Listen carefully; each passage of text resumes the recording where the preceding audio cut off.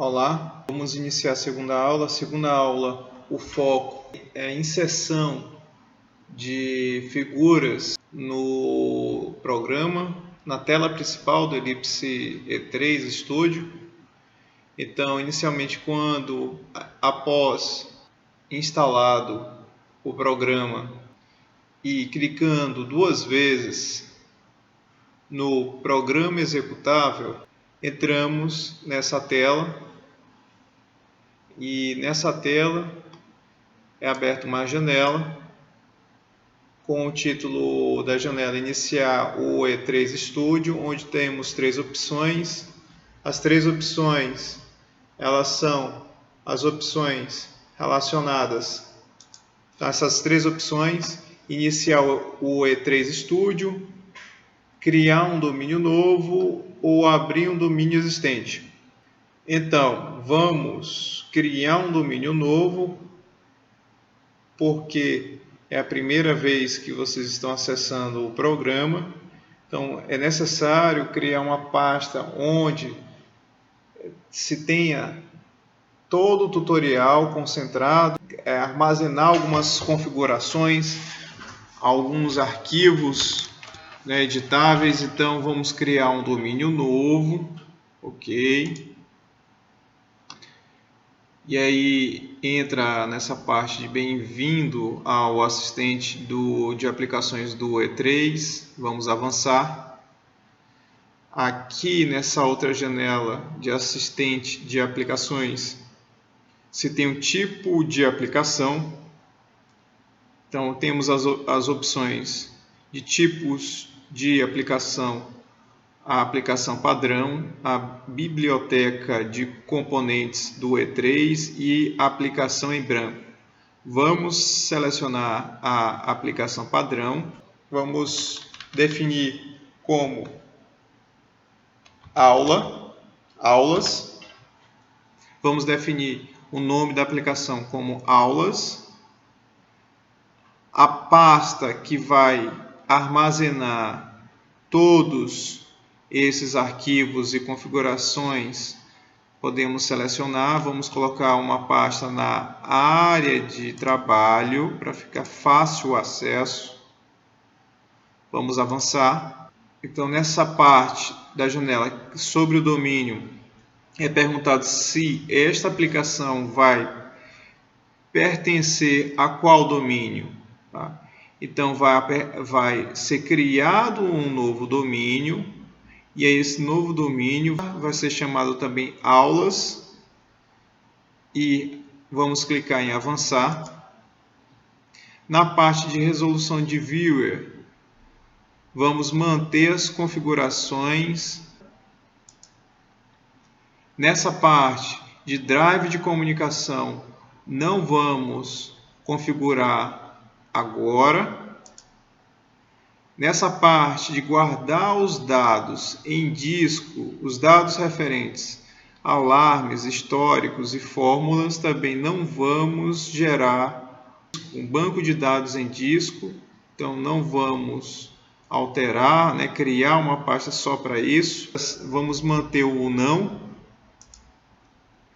Na parte que é perguntado se deseja monitorar alarmes em sua aplicação, também vamos manter a opção não nessa aula. E vamos concluir a parte do assistente de aplicações. Após concluído, o layout do software executável é esse aqui, que estamos visualizando. Então, temos o Organizer. O Organizer, ele basicamente, se tem o domínio que foi criado com o título aulas e o Explorer. No lado direito, temos a parte das propriedades e das configurações dos blocos ou figuras ou textos que serão inseridos na tela inicial. Então, essa parte da tela inicial é a parte da edição, onde os blocos, figuras, textos são inseridos e configurados. E aí esses blocos, figuras e textos podem ser alterados suas propriedades nessa parte, nessa janela de propriedades do lado direito. Além do Organize no lado esquerdo e das propriedades do lado direito e da tela inicial na parte central, temos também a galeria. A galeria são os blocos já criados pelo Ellipse E3 Studio. Então, como instalamos a versão demonstrativa, o modo demonstrativo, temos acesso só ao primeiro bloco de cada um desses itens. Então, na parte de push buttons, que são as botoeiras, podemos selecionar apenas o primeiro bloco. Então, nessa parte da galeria, onde estão concentrados os blocos por segmentos, como estamos com o programa na versão demonstrativa, só podemos utilizar o primeiro bloco de cada segmento. Quer dizer o que? Na parte de botoeiras, podemos utilizar o primeiro bloco e aí podemos criar um HM com esse bloco, que já que ele está disponível, mas os outros blocos, como podemos ver aqui, se eu tentar levar até a tela inicial, irá aparecer uma janela informando que não está disponível os outros blocos pelo fato de ser um modo demonstrativo, um modo demo. Então, muitas das figuras teremos que criar a partir dessas ferramentas de formas ou importá-las de outros programas. Então, voltando para o Organizer, dentro do domínio, definido como aulas, temos todos esses pontos que podem ser configurados, como alarmes, banco de dados, objetos de dados, os drives de comunicação, os objetos de servidor, recursos, relatórios, telas, viewer e quadros, visualização, bibliotecas de objetos, domínios remotos, arquivos e servidores. Então, tudo isso está dentro do domínio. Então, todas essas configurações, quando salvarmos essas configurações de arquivos, vão estar na pasta que foi criada como aulas na área de trabalho. Então, vamos dar um exemplo. Vamos, nessa aula, inserir um retângulo qualquer e vamos verificar algumas propriedades que podem ser configuradas.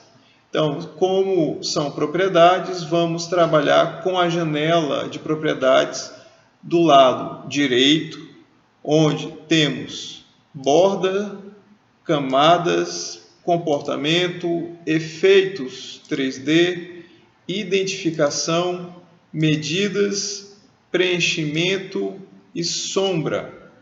Então, em borda, no momento em que eu seleciono a figura retângulo, então essas propriedades passam a ser da figura retângulo selecionada. Então, em bordas, eu posso alterar a cor da borda, posso alterar o tipo de borda e posso alterar a largura da borda, ok? Vou colocar 400 para ficar mais visível. Já na parte de camadas, como temos só uma figura, então vamos trabalhar essa parte de camadas em outro momento. Já na parte de comportamento, um exemplo de comportamento é a questão da visibilidade da figura. Então, eu posso alterar de verdadeiro para falso e a figura ficará desativada, ela não ficará visível, mas vamos trabalhar com ela visível. Na parte de efeitos 3D, temos que os dois tipos de efeitos 3D, ele vai adicionar esse efeito 3D no retângulo como uma indicação de profundidade do retângulo.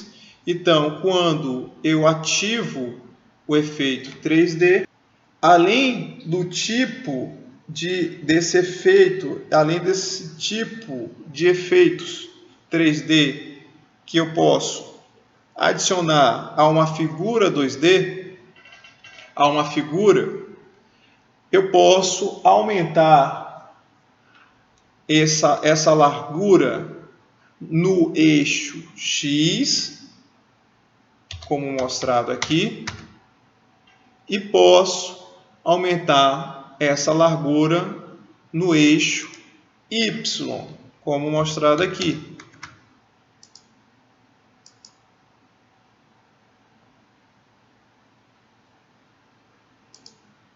Então, nos efeitos 3D, eu tenho os tipos, além da largura, se tem também as cores.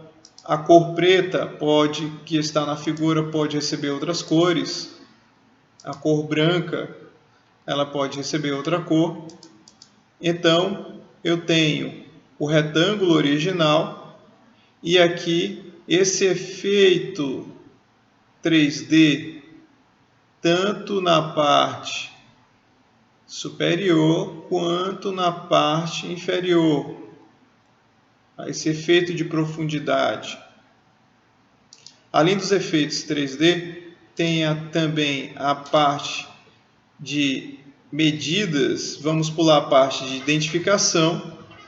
Podemos alterar o ângulo do retângulo. Então, vamos dar um exemplo, colocar um ângulo de 45 graus, onde a figura, em vez de estar a 0 graus, vai se posicionar a 45 graus. A altura, vamos retornar a 0 graus, para ficar mais fácil essas outras medidas serem visualizadas. Então, a altura, em vez de 5.582, vamos colocar a metade. Então, a altura do retângulo diminui e a largura do retângulo também podemos alterar. De 5.000 vamos colocar a metade também.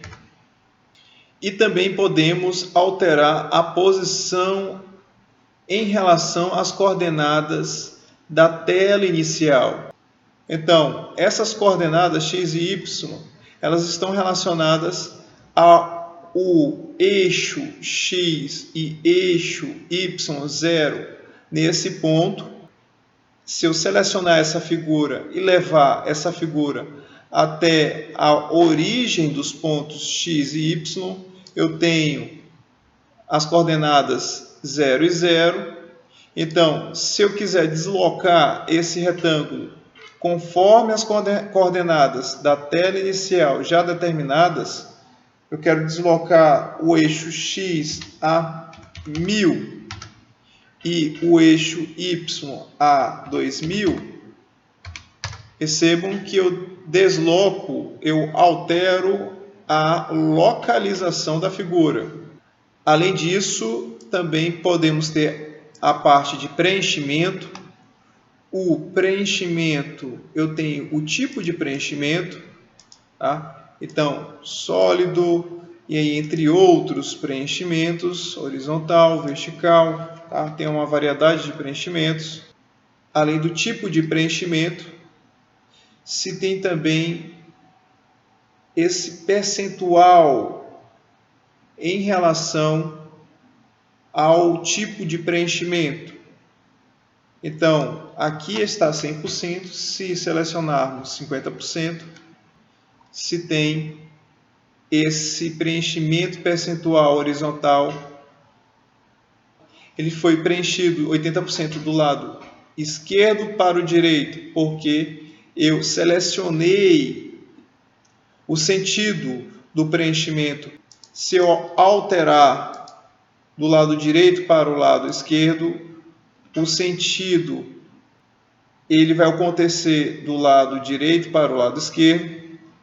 Também pode ser alterado esse preenchimento na vertical. Então, se eu coloco 50%, então esse preenchimento gradiente fica apenas com 50%. Esse preenchimento ele inicia na parte de baixo e vai para a parte de cima, preenchido. Posso também alterar e colocar de cima para baixo esse preenchimento. E, por fim, tenho a sombra. Essa sombra podemos ativar, podemos alterar a cor da sombra. Vamos selecionar uma cor diferente. E essa sombra, ativamos a sombra e alteramos a cor. Ela não vai aparecer porque a sombra, como ela está posicionada no eixo X em 0 e no eixo Y em 0, ela está exatamente na parte preenchida da figura. Tá? Então, para visualizar a sombra, temos que deslocar as coordenadas. Quando inserimos valores no eixo X, podemos visualizar a sombra, pois ela foi deslocada no seu eixo X. A mesma coisa se fizermos para o eixo Y. Então, essas propriedades, quando selecionamos uma figura, conseguimos alterar exatamente esses tópicos. Além disso, posso alterar figuras importadas de outros programas, mas com limitações, e até blocos já construídos, mas também com limitações. Então, a aula de hoje é exatamente para ter essa noção de que as figuras podemos editá-las, como editá-las, e dessa forma encerrar a aula 2.